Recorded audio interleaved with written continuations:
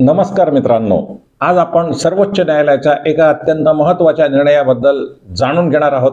हा निर्णय भारतातील लाखो मुलींसाठी आणि त्यांच्या कुटुंबांसाठी एक मोठा दिलासा देणारा ठरणार आहे. प्रश्न असा आहे की मुलींचं लग्न झाल्यानंतर मुली कुटुंबाच्या सदस्य राहतात की नाही यावर दिलेला हा निर्णय आहे. सरकारी कर्मचाऱ्यांच्या मृत्यूनंतर अनुकंपा तत्वांवर त्यांच्या मुलांना नोकरी मिळते आणि ही नोकरी मिळवण्यासाठी मुलगी जर विवाहित असेल तर ती अपात्र ठरू शकते का? अनेक वर्षापासून काही सरकारी नियम आणि प्रशासनाची मानसिकता अशी होती की लग्न झालेली मुलगी ही तिच्या वडिलांच्या कुटुंबाची सदस्यच राहत नाही. परंतु सर्वोच्च न्यायालयाने आता या विचाराला स्पष्टपणे नकार दिला आहे. काय सांगितलंय सर्वोच्च न्यायालयाने ते पाहू. तत्पूर्वी मित्रांनो, ज्याने कोणी अजूनही हा माझा व्हिडिओ सबस्क्राईब केला नाही त्यांना विनंती आहे की त्यांनी हा व्हिडिओ सबस्क्राईब करावा, बेल आयकॉनही दाबावं आणि फॉरवर्ड आणि लाईक हे करावं, कारण त्यांना असेच व्हिडिओ यापुढेही पाहायला मिळतील. तर या प्रकरणात एका माणसाच्या मृत्यूनंतर त्याच्या विवाहित मुलीने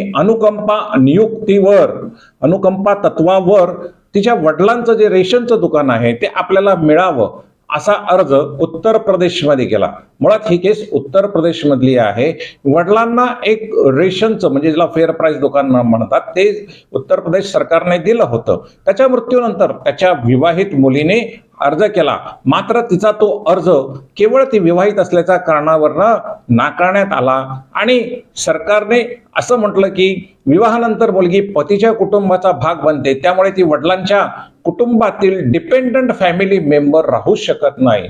साहजिकच हे प्रकरण न्यायालयात गेलं आणि सर्वोच्च न्यायालयाने अखेर त्यावर आपलं महत्वाचा निर्णय दिला. परंतु तत्पूर्वी मित्रांनो, त्यापूर्वी अलाहाबाद हायकोर्टाने मात्र उत्तर प्रदेश गव्हर्नमेंटने जी ऑर्डर दिली होती 2016ला की ज्या ऑर्डरमध्ये एखादा माणूस मृत पावल्यानंतर त्याच्या फॅमिली मेंबर्स म्हणजे कुटुंबाच्या सदस्यांमध्ये मुलं असतात, लग्न न झालेल्या मुली असतात किंवा ज्या मुली विधवा आहेत त्या मुली असतात, तर अशा पद्धतीने फॅमिलीची व्याख्या केली होती. परंतु विवाहित मुलगी मात्र त्या फॅमिलीत येत नाही, कुटुंबाच्या सदस्य नसतात, अशी एक ऑर्डर 2016ला दिली होती. आणि त्याच ऑर्डरनुसार आता ह्या मुलीचा वडिलांचा फेअर प्राइस शॉप म्हणजे रेशनिंगचं दुकान मला मिळावं हा अर्ज उत्तर प्रदेश सरकारने नाकारला होता. म्हणूनच कुलसुम निशा विरुद्ध उत्तर प्रदेश ह्या झालेल्या खटल्यामध्ये हायकोर्टाने जो निर्णय दिला तो त्या मुलीच्या विरुद्ध गेला आणि ती सर्वोच्च न्यायालयात गेली.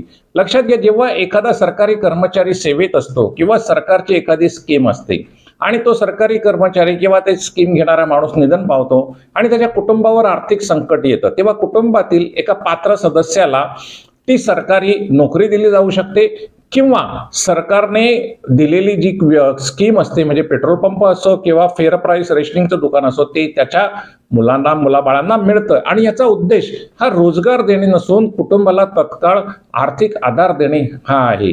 तर सर्वोच्च न्यायालयाने या विषयामध्ये अतिशय महत्वाचा निष्कर्ष काढलेला आहे. सर्वोच्च न्यायालयाने स्पष्टपणे सांगितलं की फक्त विवाह झाला म्हणून मुलींना अपात्र ठरवणे हे संविधानातील समानतेच्या तत्वाच्या विरुद्ध आहे. संविधानातील समानतेचं तत्व संविधानाच्या आर्टिकल 14 आणि आर्टिकल 15(1) मध्ये आहे आणि त्याच्या विरुद्ध सरकारने 2016 साली काढलेल्या ऑर्डर आहे की ज्याच्यामध्ये विवाहित मुलीला वडिलांच्या जागी मिळण्यात येणाऱ्या ज्या काही स्कीम्स किंवा फॅसिलिटीज असतील त्या उत्तर प्रदेश सरकारने नाकारल्या, कारण विवाह हा पात्र ठरवण्याचा निकष असू शकत नाही. लिंगाच्या आधारावर किंवा वैवाहिक स्थितीच्या आधारावर भेदभाव करणे हे संविधानाच्या कलम 14 आणि 15च्या विरुद्ध आहे असं सर्वोच्च न्यायालयाने या केसचा निकाल देताना स्पष्टपणे सांगून ठेवलं. आणि सर्वोच्च न्यायालयाने या केसच्या निकालामध्ये असं सांगितलं की अलाहाबाद उच्च न्यायालयाचा दृष्टिकोन हा चुकीचा आहे. त्यांनी हा निर्णय देताना अलाहाबाद उच्च न्यायालयाने मुलीला वडिलांचा जे रेशनचं दुकान आहे ते मिळू नये असा जो आदेश दिला हा अतिशय संकुचित दृष्टिकोन आहे. आणि हा संकुचित दृष्टिकोन उत्तर प्रदेशच्या ज्या 2016च्या सर्क्युलरवर किंवा आदेशावर दिला आहे ते देखील चुकीचं आहे असं सर्वोच्च न्यायालयाने सांगितलं.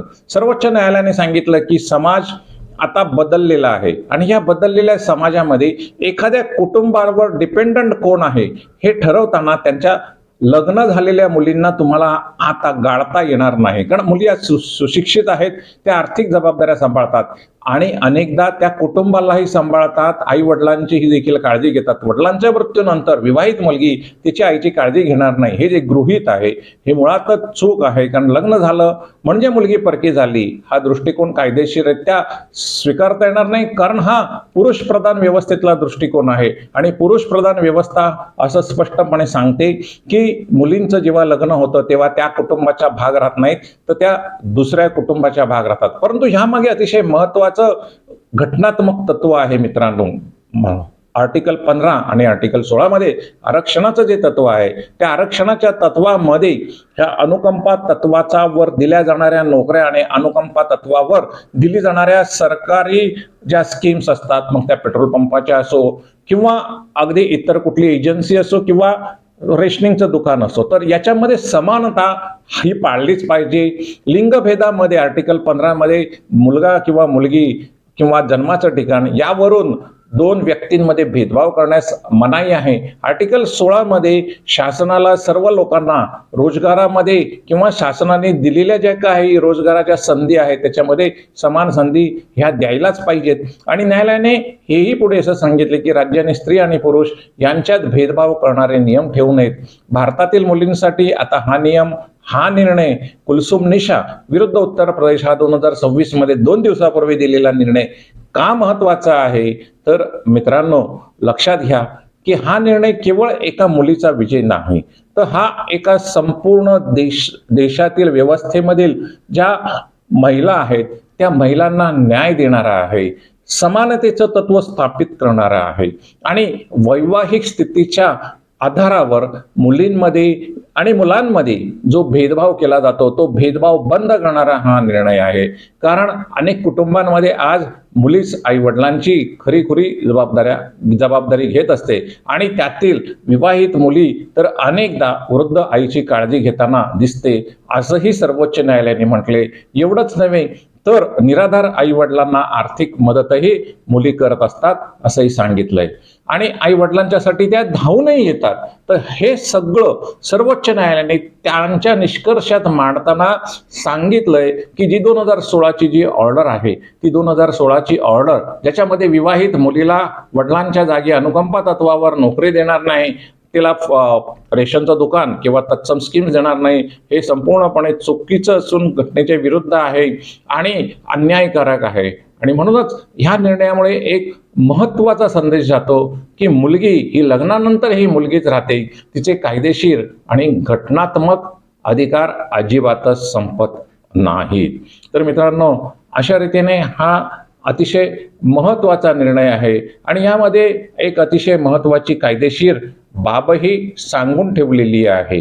तर ती बाब अशी आहे की आपल्या सर्व नागरिकांच्या मध्ये शासनाला लिंगाच्या आधारावर किंवा जन्माच्या ठिकाणाच्या आधारावर किंवा जाती धर्माच्या आधारावर भेदभाव करता येत नाही. प्रत्येक विवाहित मुलीला वडिलांच्या ठिकाणी ज्याप्रमाणे ह्या केसमध्ये रेशनचं दुकान मिळालं त्याचप्रमाणे एखाद्या मुलीचे वडील जर सरकारी नोकरीत असतील तर अनुकंपा तत्वावर जरी ती मुलगी विवाहित असेल तरी त्या मुलीला आई वडिलांच्या किंवा आईच्या जागेवर सरकारी नोकरी देखील मिळू शकते. अशा रीतीने हा महत्वाचा निर्णय मी आपल्यापर्यंत घेऊन आलेलो आहे आणि ह्या महत्वाच्या निर्णयाचा जो अर्थ आहे, सामाजिक अर्थ आहे, तो तुमच्यापर्यंत पोहोचला असेलच.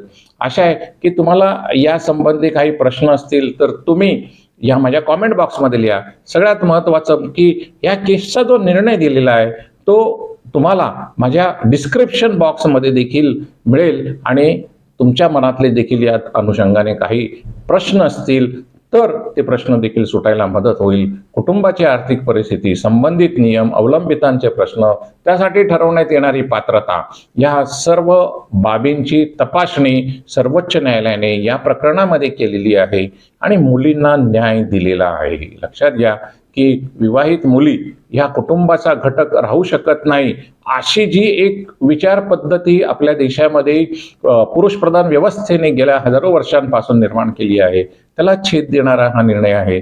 मुलगी जरी विवाहित असेल तरी ती वडिलांच्या कुटुंबाचा घटक देखील समजला जाईल असा हा भारतीय समाजाला दिलेला स्पष्ट संदेश आहे. धन्यवाद. हा व्हिडिओ शेवटपर्यंत पाहिल्याबद्दल. पुन्हा एकदा भेटूया अशाच एखाद्या महत्त्वाच्या विषयावर.